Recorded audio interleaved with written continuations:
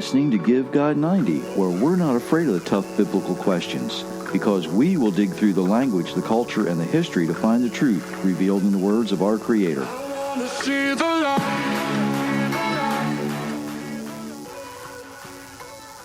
Hello, everyone. Thank you for letting us spend some time with you today. I am being, I guess, monitored and supervised, but I'm getting some weird looks too. So. Hello, everyone. Yes, he is being supervised. Thanks for joining us today. Oh, my. We're still trying to get used to the not live thing, so bear with us. We'll get there eventually. If you haven't been to GiveGod90.com lately, you want to check that out. AuthorJerryMitchell.com is another one. If you like what you hear, please consider those like buttons, share buttons, and all that good stuff. And we hopefully, yes, I'm still getting weird looks. I'm going to go back to video if you're not behave yourself. Because when we were doing live videos, you would behave yourself. Yes, I would. And I think there's quite a few people who would go, yeah, we'd watch on YouTube just to see how crazy you people are. Okay. Did I get through all the advertisements? I think I did. And if I didn't, I'll pick them up later. Who knows? I want to start today.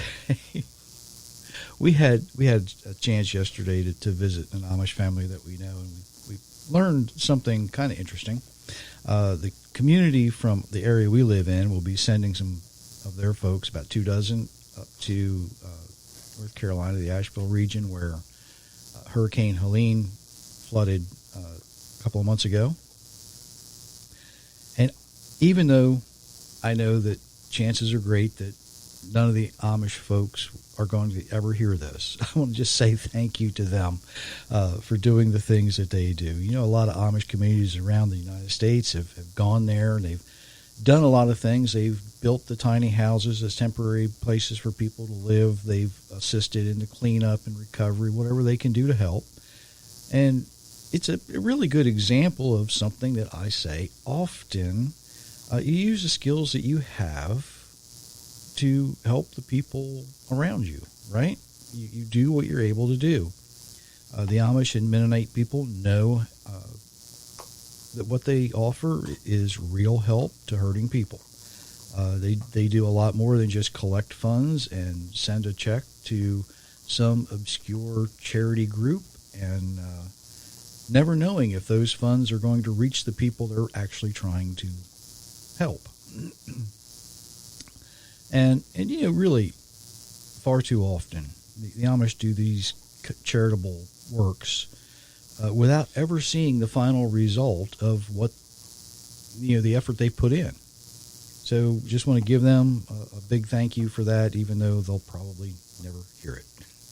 At least, you know, pass along if you happen to know some of them or you're friends with some of them. I know some of you probably are. What I want to look at today, this is going to be fun. You're in for it. Trust me. Trust me, you're in for it today. This isn't exactly one of those old-fashioned hellfire and brimstone messages, but you'll see what I mean. I think I can say, though, that today's episode is probably sponsored by Moses and Isaiah. Because that's where we're really going to concentrate. That's the focus. If you're familiar with the phrase "along for the ride," you know, it has some implications, doesn't it? You're just kind of going along for the ride. You got in the car and somebody else is driving, somebody else is paying for the gas, somebody else is changing the flat tires, somebody else is doing all the work, and you're just along for the ride. It doesn't always work that way. There's a lot more to it. A lot more to it. And I get asked often,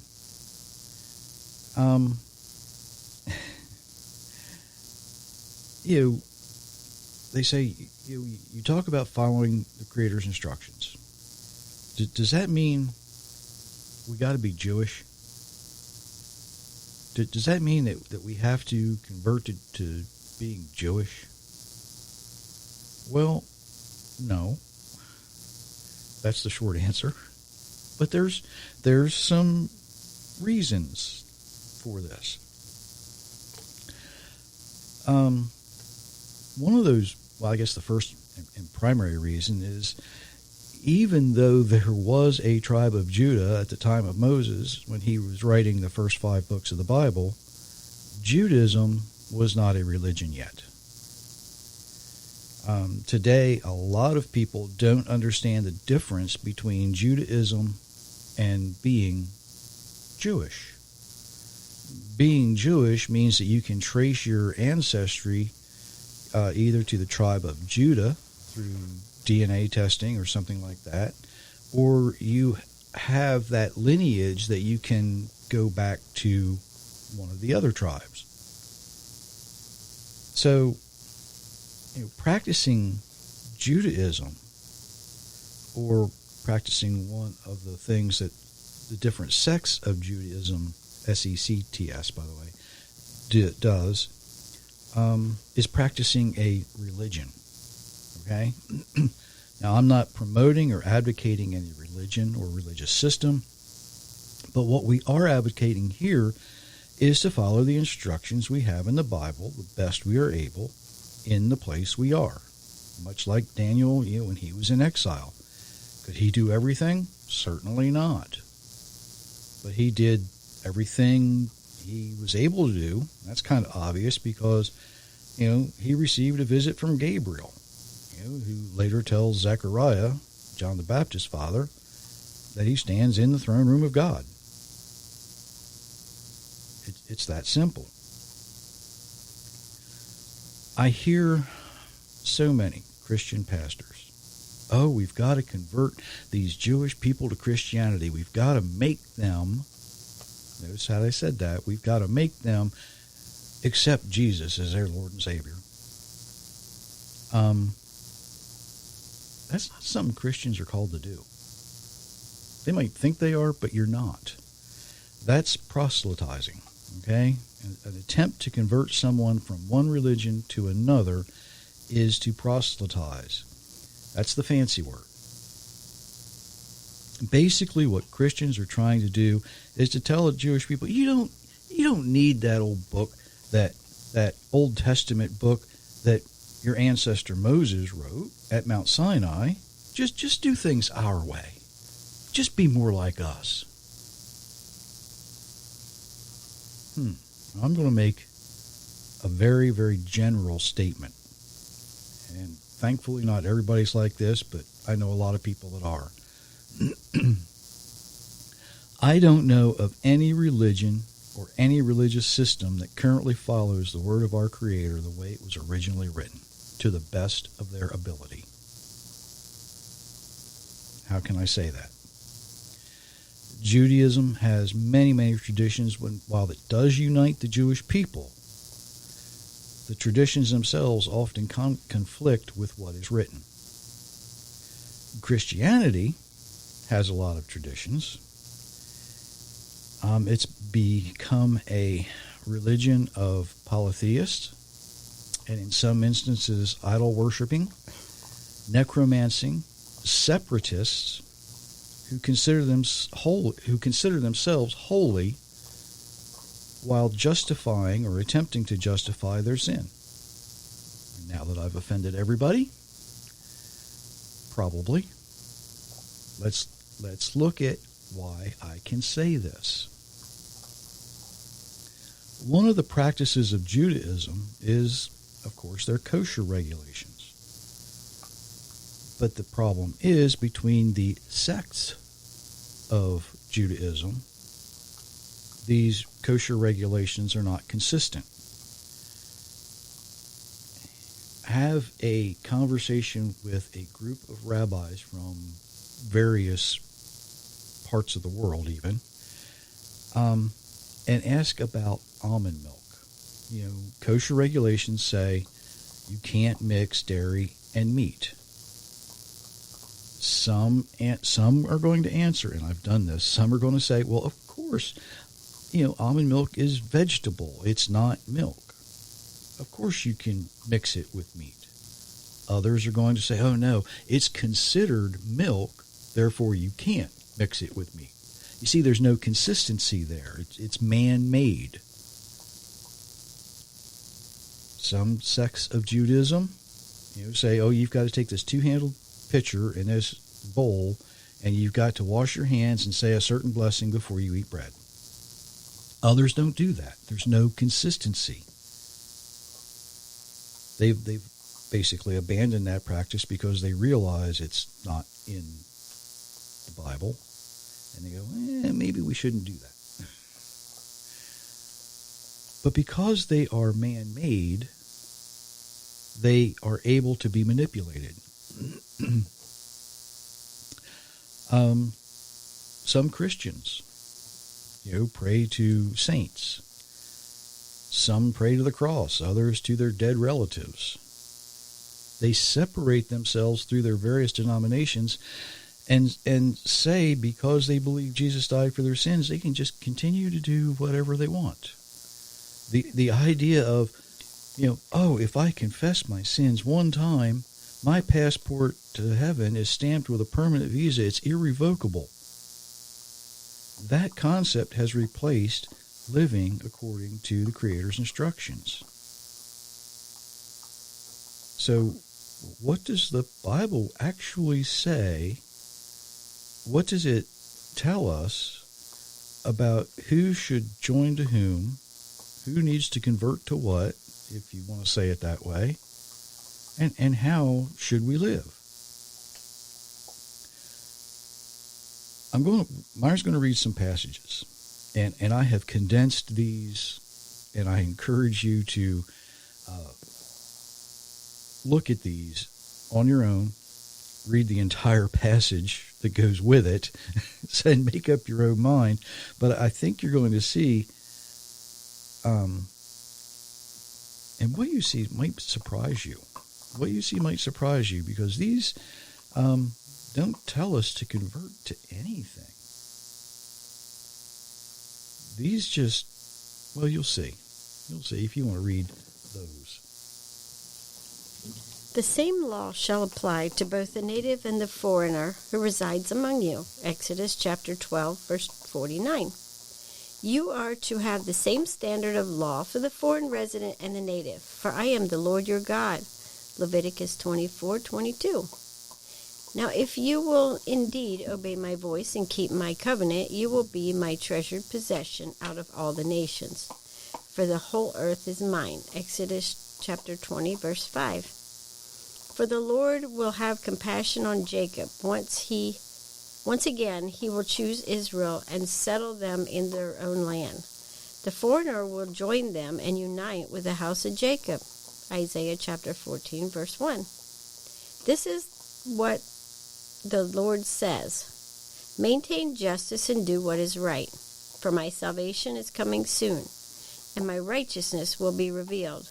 Blessed is the man who does this, and the Son of Man who holds it fast, who keeps the Sabbath without profaning it, and keeps his hand from doing any evil.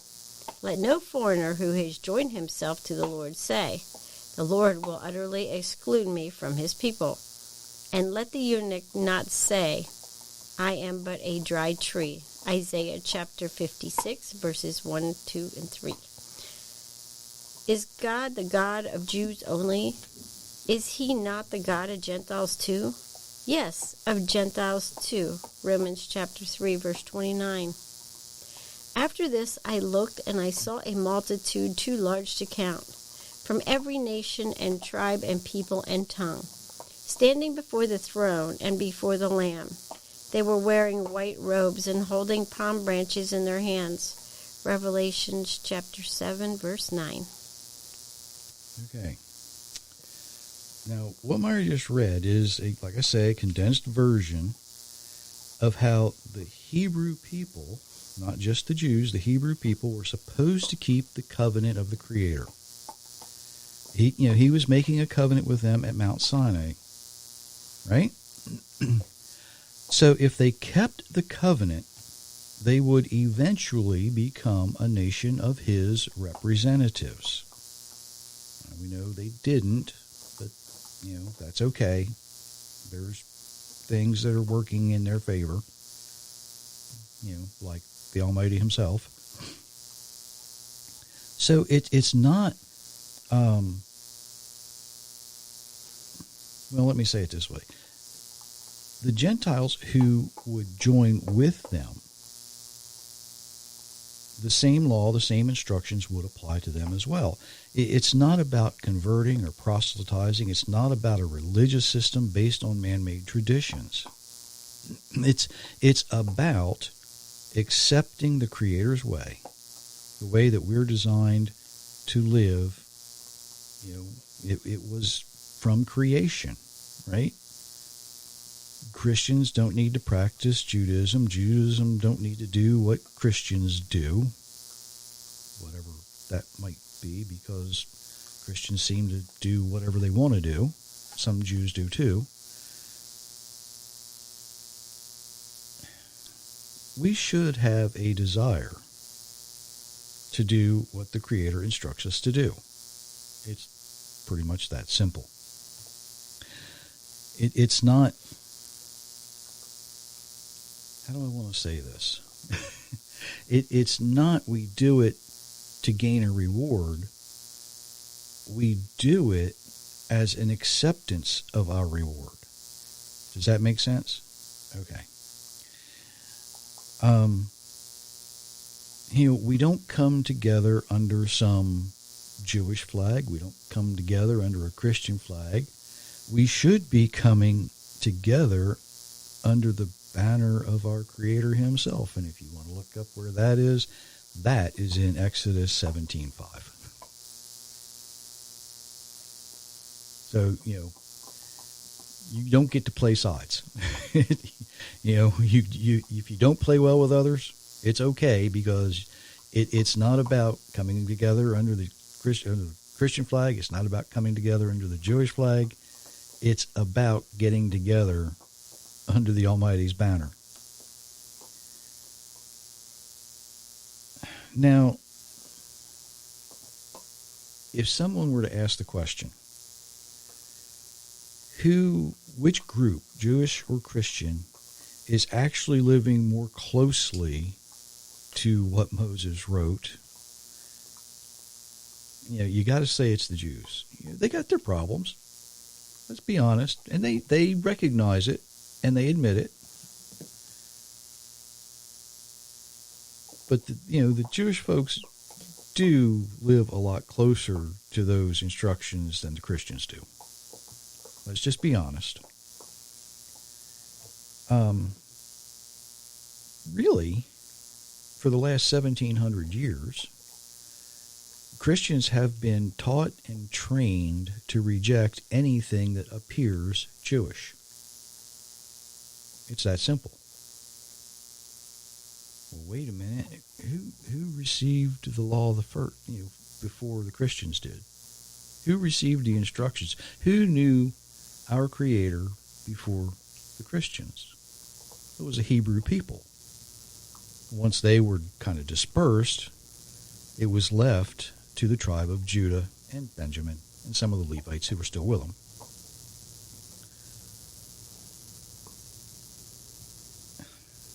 If you listened the other day to how the modern church has abandoned the Ten Commandments, you'll see how and why I'm able to say what I just said.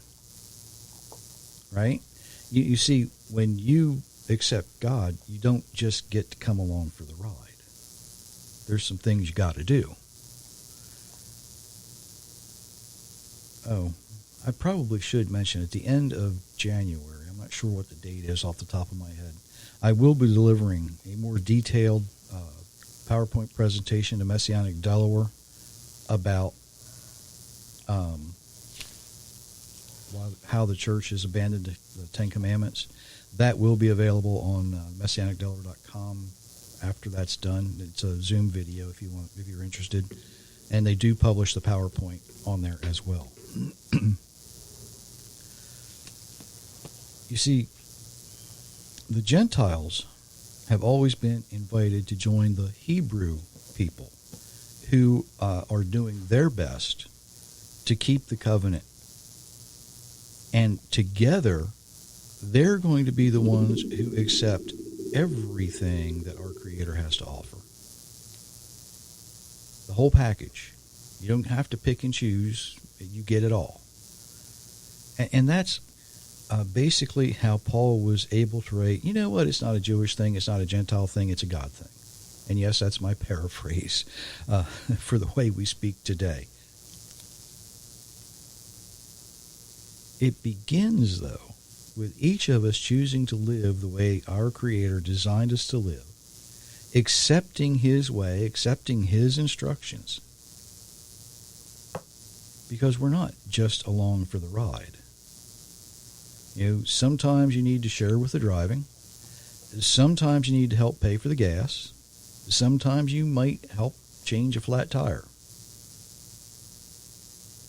But the one thing we have to remember is it is our Creator who has to be there to navigate.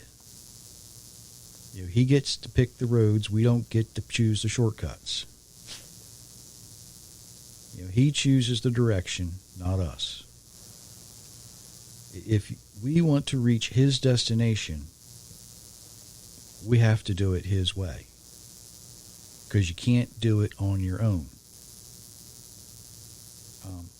Anybody remember Nimrod and the Tower of Babel? They tried to get there on their own, and it didn't work. It didn't work then, and it doesn't work now. You have to do it His way. And the only way to reach His destination and get there with Him is when we choose His way. It's that simple.